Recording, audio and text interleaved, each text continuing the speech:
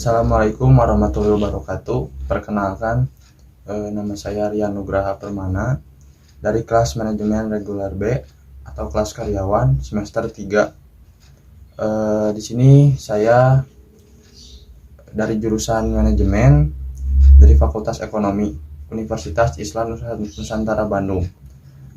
Di sini saya akan menjawab soal UTS dari mata kuliah manajemen sumber daya manusia.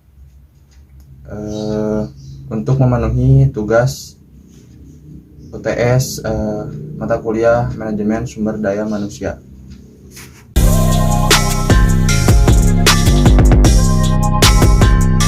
Saya akan menjawab pertanyaan nomor 1.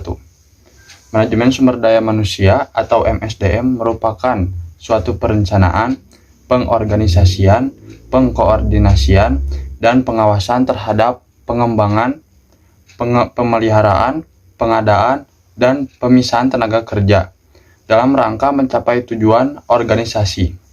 Menurut A.F. Stunner, manajemen sumber daya manusia atau MSDM adalah suatu prosedur yang berkelanjutan yang bertujuan untuk memasok suatu organisasi atau perusahaan dengan orang-orang yang tepat untuk ditempatkan pada posisi dan jabatan yang tepat pada organisasi yang memerlukannya. Apapun bentuk serta tujuan organisasi dibuat berdasarkan berbagai visi untuk kepentingan manusia dan dalam pelaksanaan misinya dikelola dan diurus oleh manusia. Manajemen sumber daya manusia atau MSDM juga menjadi bagian dari ilmu manajemen yang mengacu pada fungsi manajemen dalam pelaksanaan proses-proses perencanaan, pengorganisasian, staffing, memimpin dan mengendalikan. Oleh karena itu, hubungannya dengan proses manajemen sangatlah penting.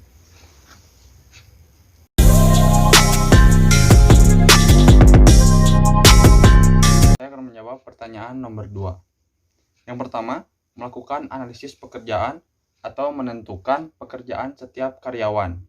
Yang kedua, merencanakan kebutuhan tenaga kerja dan merekrut calon karyawan baru.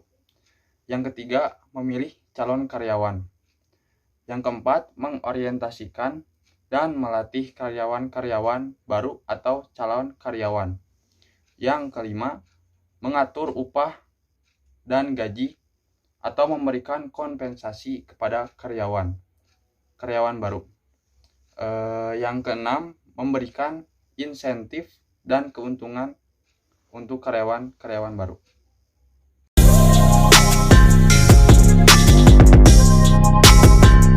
Saya akan menjawab pertanyaan nomor 3. Perencanaan sumber daya manusia merupakan proses perencanaan sistematis untuk memaksimalkan sumber daya manusia sebagai aset utama di sebuah perusahaan. Tujuan dari perencanaan sumber daya manusia ini untuk memastikan kesesuaian antara tenaga kerja dan pekerjaan, baik dari segi jumlah maupun kualitas yang dibutuhkan oleh sebuah perusahaan. Yang pertama, teknik perakiraan ahli. Ini termasuk keputusan informal, formal, dan survei pakar teknik Delphi. Yang kedua, trend analisis.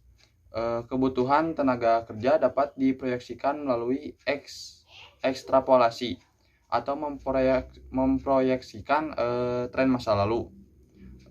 Indeksasi atau menggunakan tahun dasar sebagai dasar. Dan analisis statistik atau ukuran tendensi sentral. Yang ketiga, analisis beban kerja. Hal ini tergantung pada sifat beban kerja di departemen, di cabang, atau di divisi sebuah perusahaan. Yang keempat, analisis angkatan kerja. Setiap kali produksi dan jangka waktu harus dianalisis. Tunjangan-tunjangan yang harus dibuat untuk mengetahui pendapatan bersih seorang tenaga kerja. Yang kelima, bisa menggunakan beberapa model matematika dengan menggunakan bantuan komputer untuk menentukan kebutuhan tenaga kerja, seperti anggaran dan analisis perencanaan, regression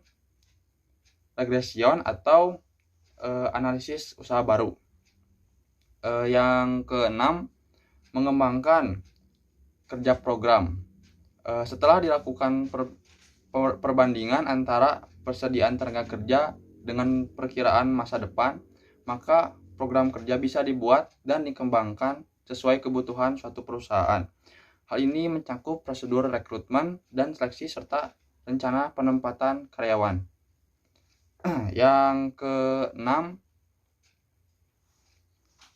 yang ketujuh, mendesain program pelatihan.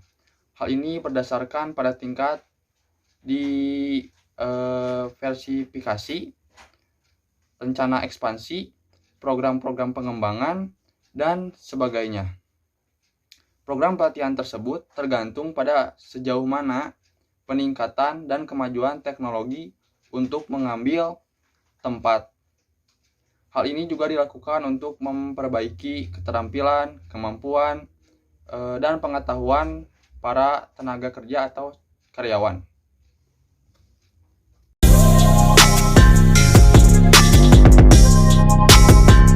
Selanjutnya saya akan menjawab pertanyaan nomor 4. Yang pertama, analisis pekerjaan. Analisis pekerjaan berfungsi untuk mengumpulkan data secara sistematis dan membuat pertimbangan mengenai semua informasi yang penting yang berkaitan atau berhubungan dengan pekerjaan tertentu. Yang kedua, hasil analisis pekerjaan. Hasil analisis pekerjaan ini akan menjadi masukan atau dasar bagi banyak aktivitas sumber daya manusia yang efisien. Yang ketiga, analisis pekerjaan bertujuan untuk menyediakan suatu pemahaman yang mendalam tentang isi dan persyaratan pekerjaan bagi manajemen. Yang keempat, analisis pekerjaan memberikan informasi mengenai deskripsi pekerjaan, memilih sumber daya manusia, melakukan evaluasi hasil kerja, dan melakukan pelatihan berdasarkan kompetensi yang dibutuhkan oleh seorang karyawan. Setelah menyelesaikan pengumpulan data untuk analisis kompetensi pekerjaan, diidentifikasi dan didefinisikan dengan jelas, dan dapat digunakan di seluruh tahapan pengelolaan sumber daya manusia, mulai dari perekrutan karyawan, penilaian perekrutan karyawan, hingga pelatihan karyawan atau calon karyawan. Yang kelima,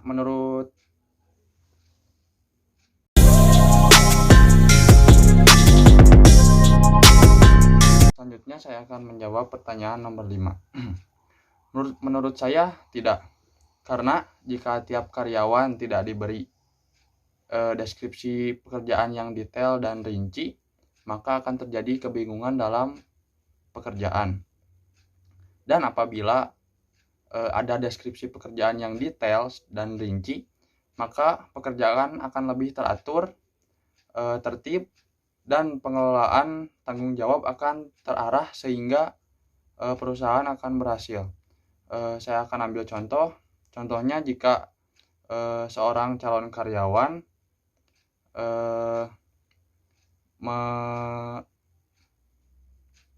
jika seorang karyawan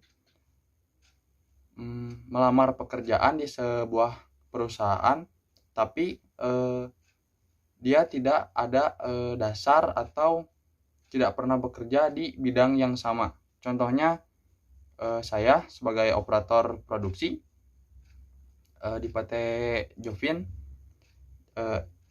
melamar ke perusahaan di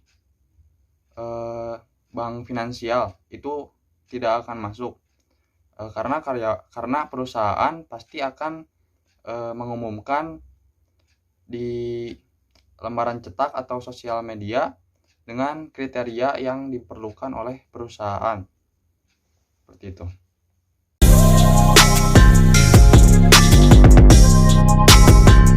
Selanjutnya saya akan menjawab pertanyaan nomor 5. Yang pertama, menganalisis kebutuhan posisi dan posisi. Maksudnya menganalisis kebutuhan posisi pada perusahaan harus menentukan terlebih dahulu kebutuhan rekrutmen karyawan yang baru atau calon karyawan. Jika karyawan lama tidak dapat segera mendapatkan bantuan di bidang pekerjaan yang sama, maka beban kerja yang meningkat akan menurunkan kinerja sebuah perusahaan dan menurunkan kinerja seorang karyawan yang lama. Alasan lain yang mungkin untuk kebutuhan rekrutmen ini adalah pembukaan departemen baru atau transfer posisi atau penukaran posisi atau pemindahan posisi juga. Yang kedua, merencanakan proses rekrutmen. Proses rekrutmen selanjutnya adalah perusahaan menyiapkan rencana untuk posisi yang dibutuhkan oleh perusahaan tersebut. Misalkan yang dibutuhkan oleh perusahaan tersebut adalah sebagai administrasi. Yang selanjutnya tuliskan deskripsi pekerjaan, kualifikasi, dan pengalaman yang dibutuhkan sesuai dengan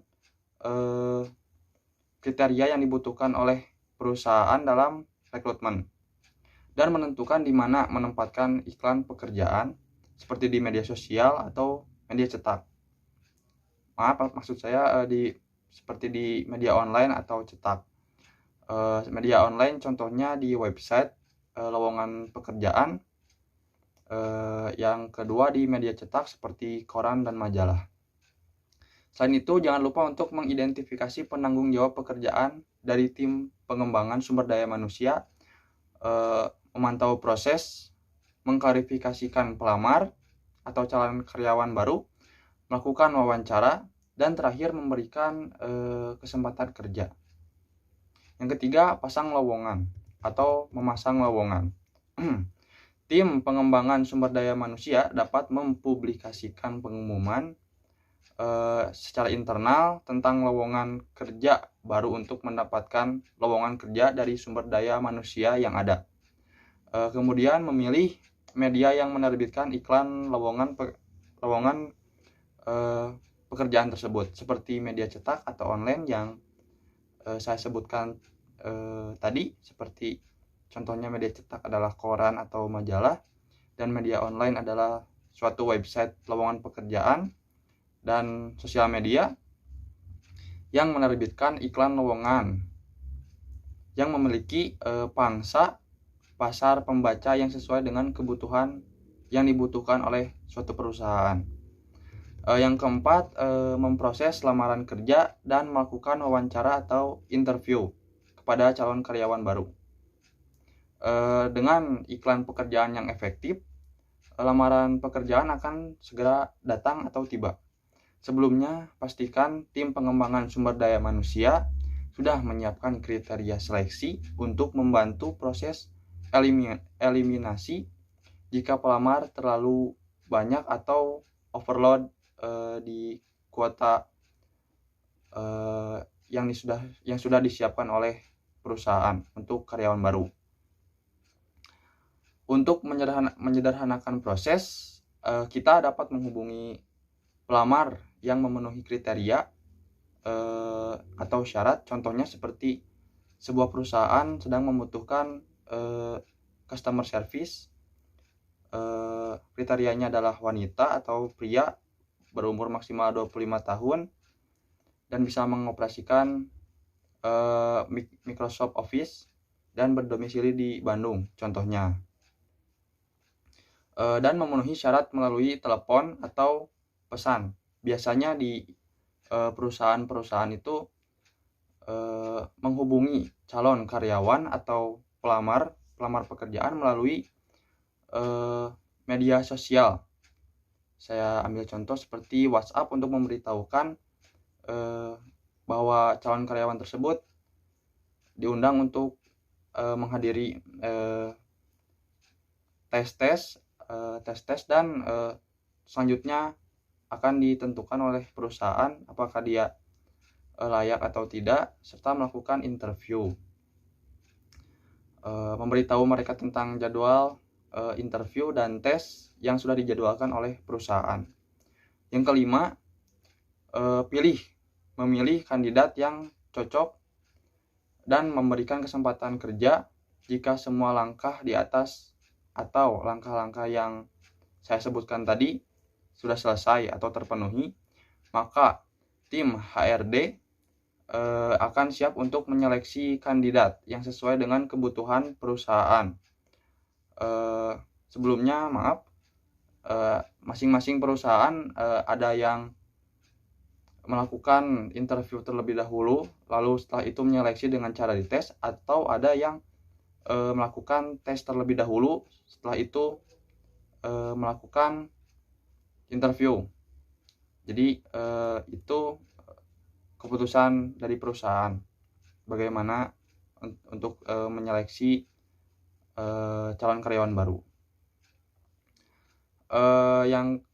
Kemudian menyiapkan penawaran dan kontrak, sistem kontrak kerja yang sesuai dengan jabatan. Contohnya seperti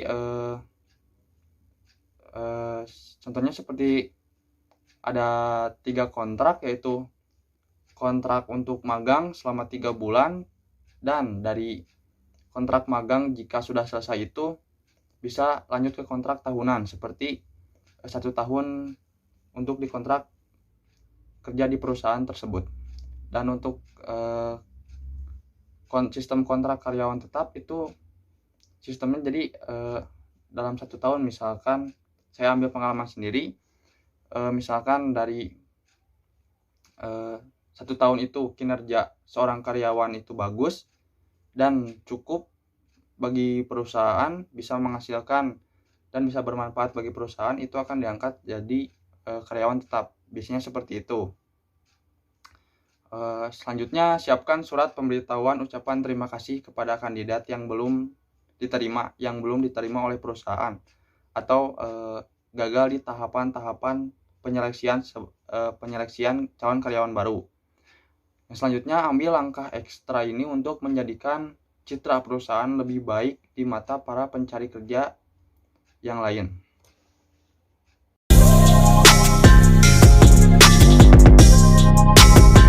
Selanjutnya saya akan menjawab pertanyaan nomor 7. Wawancara tidak terstruktur. Yang pertama, kita harus mengerti dulu pengertian dari wawancara tidak terstruktur. Wawancara tidak terstruktur adalah interview atau wawancara yang tidak memiliki arah pembicaraan dengan jelas. Kelebihan dari wawancara jenis ini adalah pembicara akan berlangsung dalam suasana yang bebas dan santai, tidak tertekan juga. Namun wawancara jenis ini memiliki kelemahan, yakni pembicaraan akan menjadi lebih tidak karuan atau tidak fokus, sehingga mudah menyimpang ke arah lain. Wawancara tidak terstruktur ini biasanya cocok atau bisa dilakukan di perusahaan-perusahaan yang bisa dibilang belum besar. Contohnya seperti tempat makan atau restoran, terus atau produksi rumahan. Cocoknya seperti pelayan restoran, terus ada kasir, dan seperti host di live sosial media untuk mempromosikan suatu produksi yang diproduksi oleh perusahaan tersebut.